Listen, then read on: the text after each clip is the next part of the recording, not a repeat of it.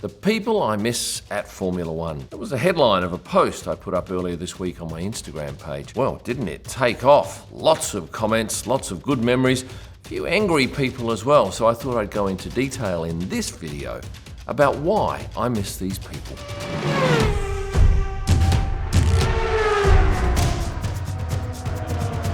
Let's kick it off with Sebastian Vettel, the amiable German driver who left the sport at the end of 2022. Why did I love shooting Seb? Well, he would often stand in the paddock for extended lengths of time talking to people, and that's something we don't often see from drivers these days. He was also a true gentleman. I loved his company. He was great fun, always chatty, sometimes controversial, but always interesting. And certainly in the last couple of years of his career when he'd come in those different campaign shirts, I love that, primarily because you loved it.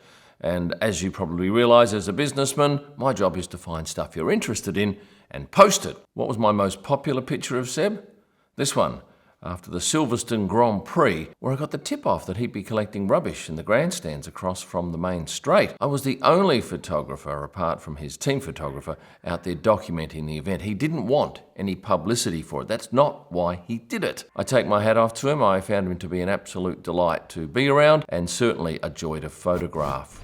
Number 2 in that post of 10 people, and they were in no particular order, was Angela Cullen. She was Lewis Hamilton's trainer for all the years that I've been in Formula One. She started work with Henser in 2015, and that's the company that provides trainers to most of the F1 drivers. I always found her to be exceptionally popular with F1 fans, and certainly the video I did about her going back a couple of years ago now was one of my biggest. She was a former field hockey player, but at the track she was totally devoted to Lewis. She was more than just his physio, trainer, dietitian, fashion advisor, valet, sometimes even doing the security work for the 7-time world champion. The pair announced their separation at the second race of the year. Very unusual timing, I thought. It was said that it was a mutual parting. Some say otherwise. I guess there's only a few people that know the real reason. But Angela was a joy to photograph in the paddock, and certainly many of you enjoyed seeing her on the Instagram page. Next up, another immensely popular female in Formula One.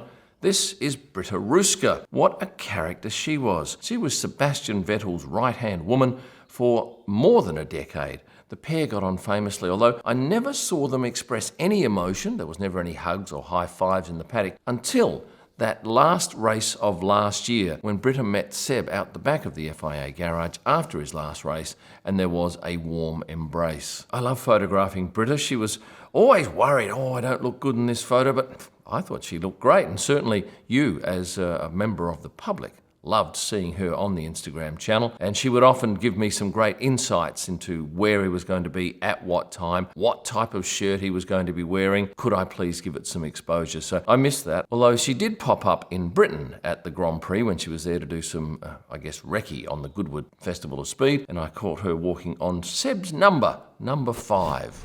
Niki Lauda. What a great he was, always with the Mercedes team, certainly in my era. And remember, I only started in 2017, so I'm talking about people I photographed in that 2017 to 2023 time period.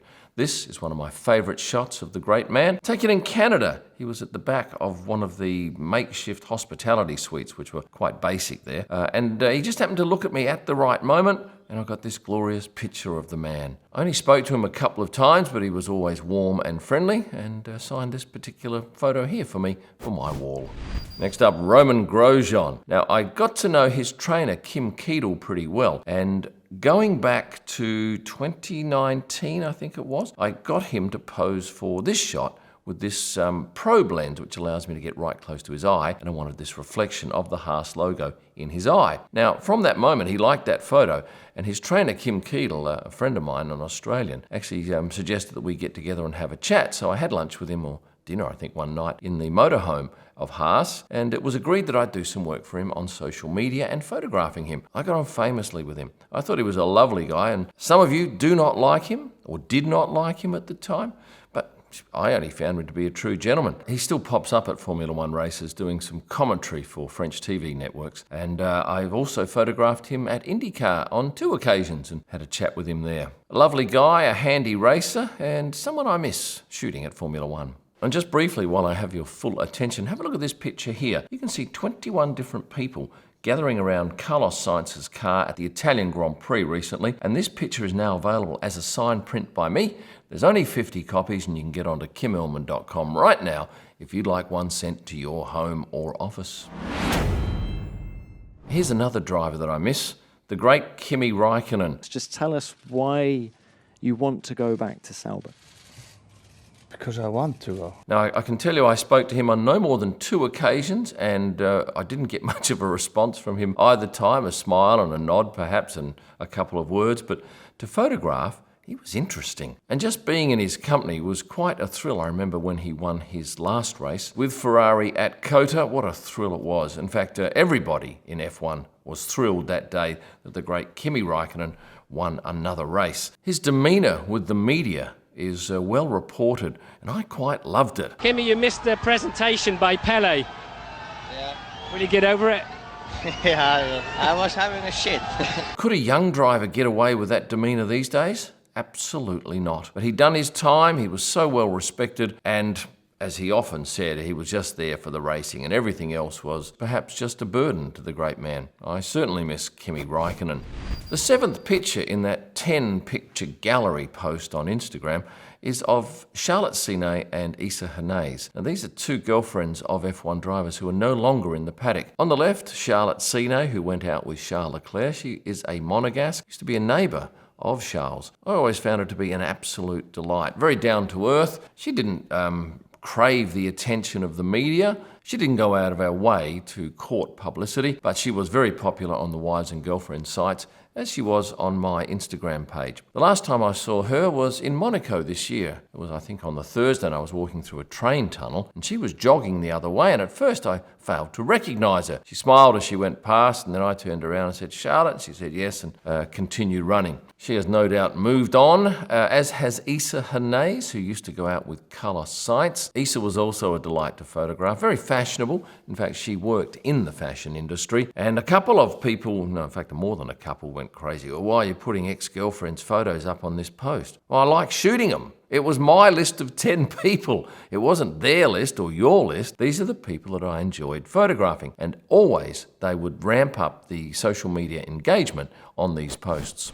Marcus Ericsson, another driver who left Formula One to head to IndyCar. This photo was taken in Mexico from memory, and he had a pair of glasses on, motor glasses, and I was told by him at that time that when he had those glasses on, which were spectacles, because he drives with spectacles, maybe contacts now, but he always had to, because they were sponsored by Ray-Ban, have a pair of Ray-Ban around his neck, even when he was wearing his own motor spectacles. I have a lot of time for Marcus. I've caught up with him at the 2 IndyCar races that I've been to. Always chatty. In fact, I did a video where I spent some time with him in his motorhome, which was a real buzz. Head back, there's a link in the description below. But yeah, I do miss Marcus, and he's now married to a delightful young woman, Iris, and pops up at the occasional F1 race. I remember Miami last year when he just won IndyCar, and he was very proud to show me his Indy ring.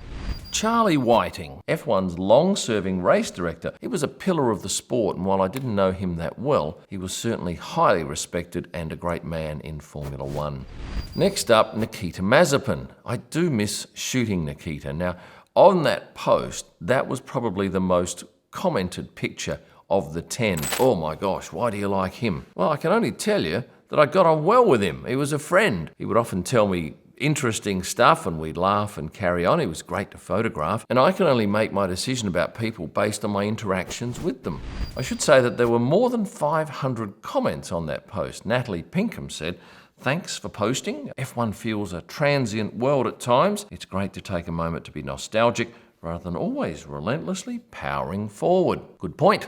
Nikita Mazepin gave it a thumbs up, and then that started a rather lengthy thread of people having a go at each other, as is the case with social media. A couple of you also chimed in about Nikita's dad, who I photographed at the track on a number of occasions and spoke to a couple of times, but I didn't know him very well, and I'm not about to make my decision based on what someone's dad's like. I wouldn't want my kids being judged on what I'm like. But a lot of people said, what about Nicholas Latifi? Why wasn't he in the list? You should have put him in. Well, truth is, I never had much to do with Nicholas. And as I said earlier, this is a post about the people that I enjoyed photographing and now miss. Anyway, if it makes a number of you feel happy, I'll say that yes, I do miss photographing Nicholas Latifi, and I should also throw in the fact that I miss photographing Michael Massey. Oh, hello! Opened a can of worms, have I? Well, once again, Michael was a fellow Australian. We often would have a drink at different bars if we're staying in the same hotel, and I found him to be a delightful guy. Yes, I know that there was great controversy surrounding his final race in 2021.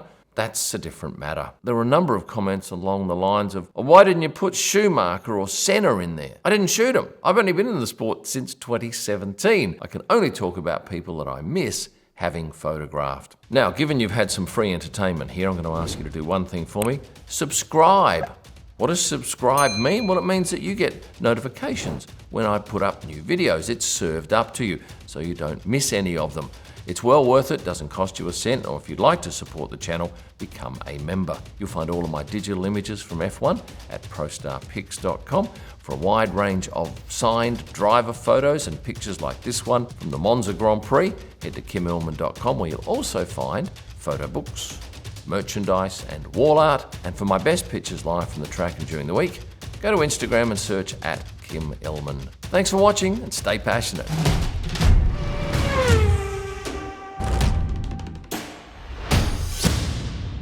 On the left, Charlotte, a monegasque who went out with Pierre Gasly. No, she didn't.